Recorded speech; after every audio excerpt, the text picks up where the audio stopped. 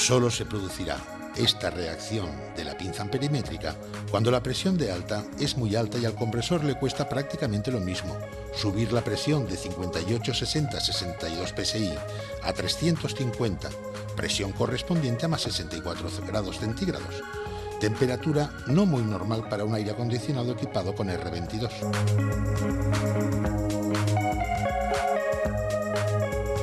El salto térmico en la condensadora lo podemos dar como normal, pero oímos al compresor con mucho ruido y a la vez muy poco normal. Si tocamos los codos de la batería condensadora encontramos que el primer codo está exageradamente caliente y todos los demás están templados al tacto. Si unimos estos últimos datos a la inestabilidad del manómetro de baja y al exagerado consumo eléctrico, todo será debido a tener circulando con el refrigerante gases incondensables, bien sea aire, nitrógeno o restos de un detergente como R11 o 141B. La operación que realizaremos para comprobar si la instalación tiene incondensables será: cerraremos la llave de líquido con la instalación en marcha.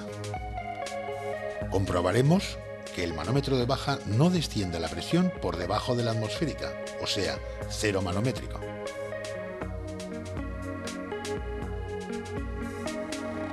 A continuación cerraremos la llave de baja, desconectaremos la instalación de la red y seguidamente, una vez recogido el refrigerante en la condensadora, dejaremos que se ambiente con la temperatura exterior.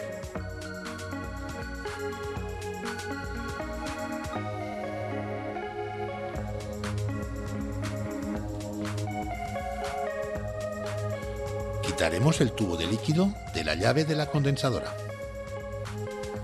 En su lugar, instalaremos la manguera correspondiente al manómetro de alta y abriremos la llave de líquido. Y compararemos la temperatura que tengamos en el ambiente con la temperatura detectada en el manómetro según el refrigerante. De existir diferencia, corresponderá a los incondensables existentes en la instalación. Ya que el líquido se situará por peso en la parte inferior del condensador, podremos purgar siempre que dispongamos de una toma en la parte superior del condensador, donde si purgamos nos saldrá refrigerante en estado gaseoso más aire o los incondensables. En caso de no tener toma en la parte alta del condensador, nos limitaremos a vaciar la instalación de refrigerante, haremos de nuevo el vacío, carga y el ajuste correspondiente de recalentamiento.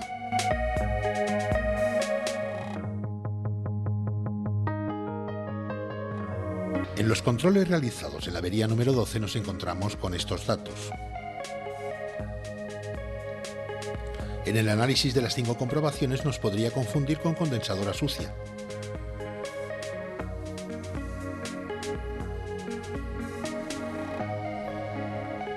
Por lo que pasamos a medir el recalentamiento y lo encontramos largo, igual que en condensadora sucia.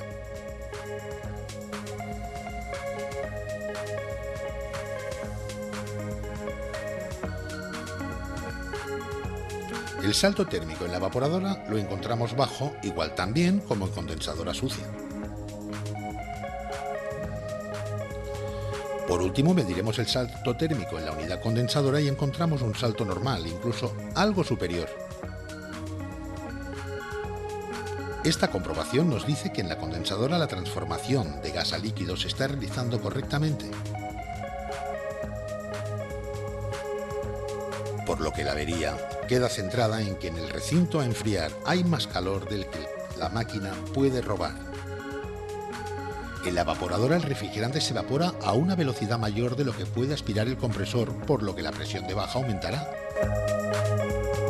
Al evaporar a una velocidad mayor no se logra tener al evaporador con un recalentamiento normal y por este motivo lo encontramos alto. La presión de alta subirá debido al aumento de la presión de baja, por lo que el consumo eléctrico subirá al haber subido las dos presiones y aportar más trabajo de compresión. Y por último, el condensador deberá eliminar más calor debido al incremento de temperatura que ha ocasionado el aumento del consumo eléctrico.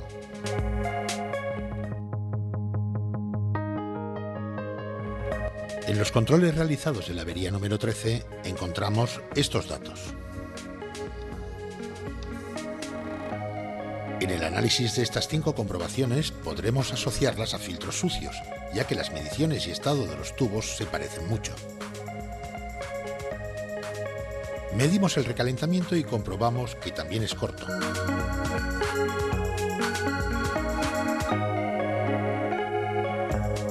El salto térmico en la evaporadora será menor y a una temperatura más baja.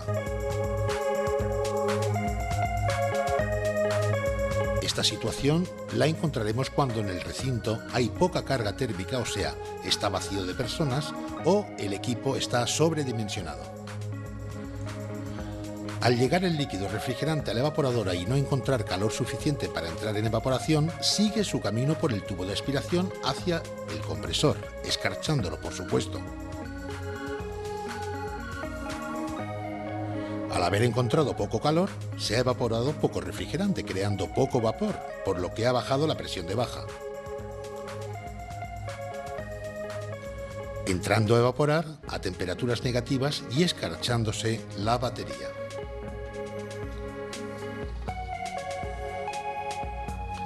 El consumo eléctrico será más bajo al haber bajado la cantidad de vapor de refrigerante que le llega al compresor y a la vez haber bajado la presión de alta, por lo que el compresor tendrá que realizar menor trabajo de compresión.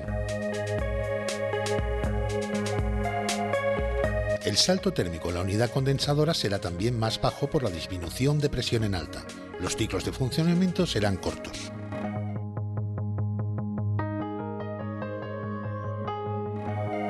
Estas serían las reacciones de un acondicionador ante una temperatura exterior baja. El análisis de las 5 inspecciones nos llevan a sospechar que el diagnóstico de la avería es fuga de refrigerante, puesto que si medimos el recalentamiento, también lo encontraremos alto.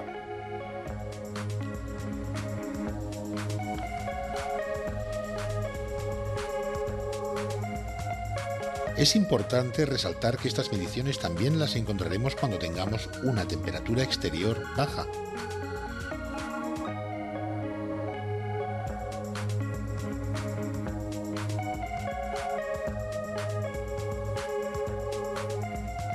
Dado que al condensador le costará mucho menos eliminar el calor, la presión de alta bajará. Por el capilar pasará menor caudal de líquido.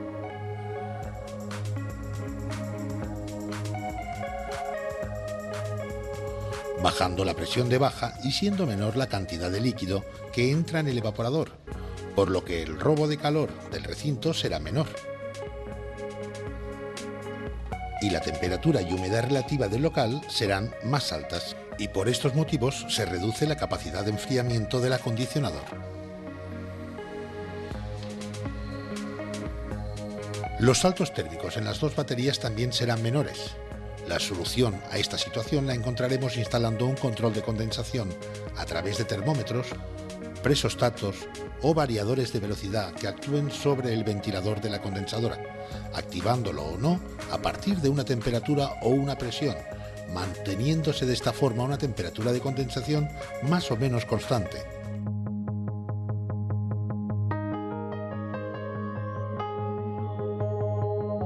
Estas son las reacciones de un acondicionador ante una temperatura exterior alta.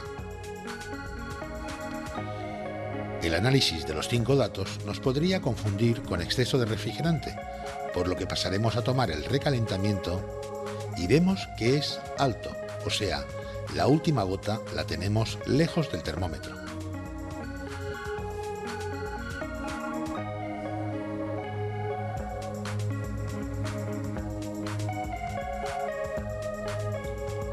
Esta situación se nos dará cuando tengamos una temperatura alta, tanto sea en el ambiente exterior o en el aire que aspira el condensador.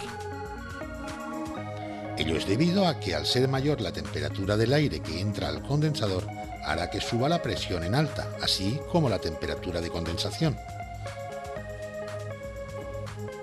El caudal por el tubo capilar también será mayor.